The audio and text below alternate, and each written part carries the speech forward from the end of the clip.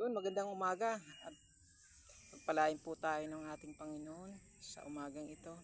Pagpapala po sa inyong lahat sa araw na ito. At dalangin namin, O Diyos, na kami ay gabayan sa araw na ito.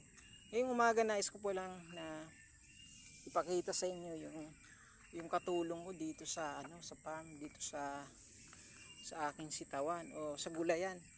Ito yung katulong ko na nagbibigay siya ito yung nagpo-pollinate ng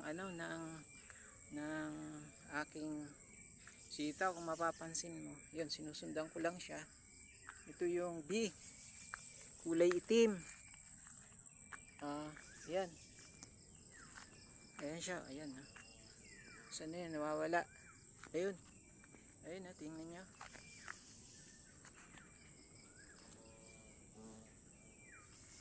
Ayun siya.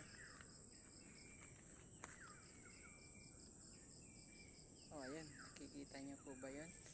Yan po siya, yan po yung katulong natin sa farm na nagpo-pollinate po ng ating mga gulayan.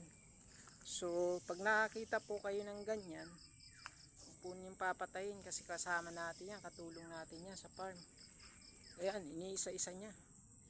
Yun, napakaaga niya, napakaaga po niyan. Mas maaga pa yan sa akin. Actually, pag putok ng araw, yan na, oh. Yan yung ginagawa na nila. Yun.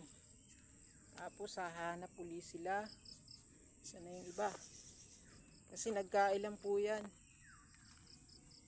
Ayun. Ayun po. Ayan. Nagkailan po sila sa farm. Dito sa gulayan nyo, kung meron man po kayong gulayan. So ang ginagawa ko, kasi umaga lang po yan lumalabas, umaga lang siya nagpo-pollinate. So ang ginagawa ko dyan, hindi ako nag-i-spray ng umaga talaga, para maiwasan na mapatay ko siya. Kasi malaking bagay to, malaking tulong to. Ayan, oh. Ayan siya, oh. Hindi naman siya nangangagat actually. Kasi nga, nagpo-pollinate lang siya. Ayun, erap lang sundan. Ayan, ito yung sitawan natin. Yung dati nauna kong pinicture. Ayan. Yung bis yung sinusundan natin. Ayun, oh. Ayun siya, oh. Ayun. Ilipad na naman siya. Hanap siya ng iba niyang nadadapuan. Ayun.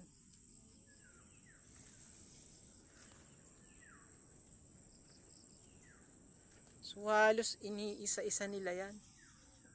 Ayun siya.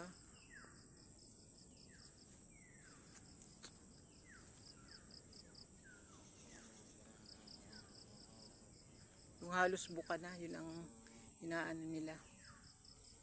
Dito tayo nadidistract natin.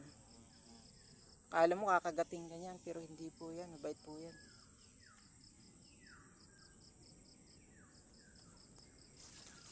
Ayun po siya.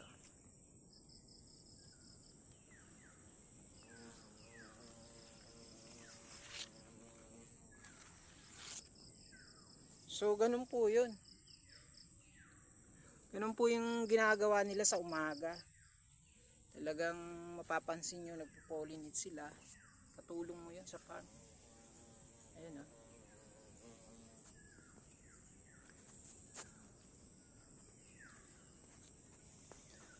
Kaya pag nakita nyo po sa mga taniman nyo ng gulay, huwag po nating papatayin. Huwag po nating yan ang sitawan natin ngayon.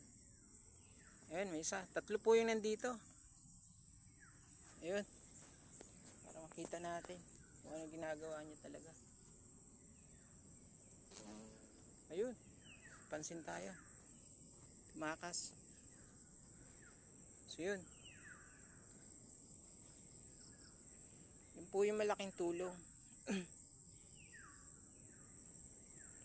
Ay, nawala na. Na-distract kasi natin. Mostly kasi mas nauna yan sa akin. pag pumupunta po ako sa yung mga nauna kong sitawan, yung mga gulayang mas nauna siya.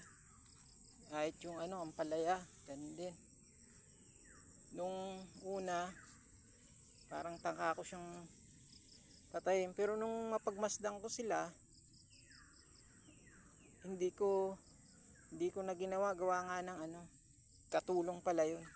Yung pala yung katulong natin sa pagpupulinate ng ating mga pananim. So ito mapapansin nyo, halos 1 month pa lang to. Pero ayan, nagbubulaklak na. August ko to tinanim. Ayan. So ayan okay naman yung bunga niya. Ano to?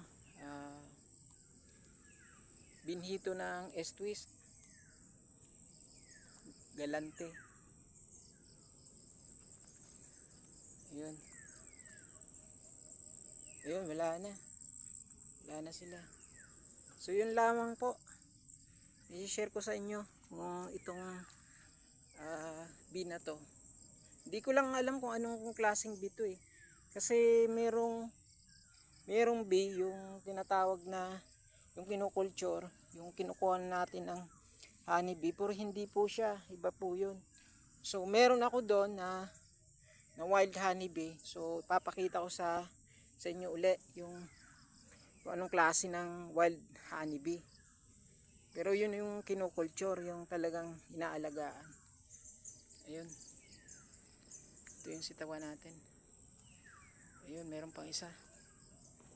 Ayun.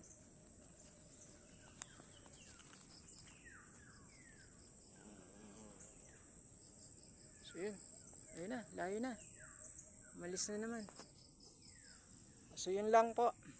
Maraming salamat po sa lahat, sa classmate ko dyan, sa mga katrabaho ko. Yun yung latest nating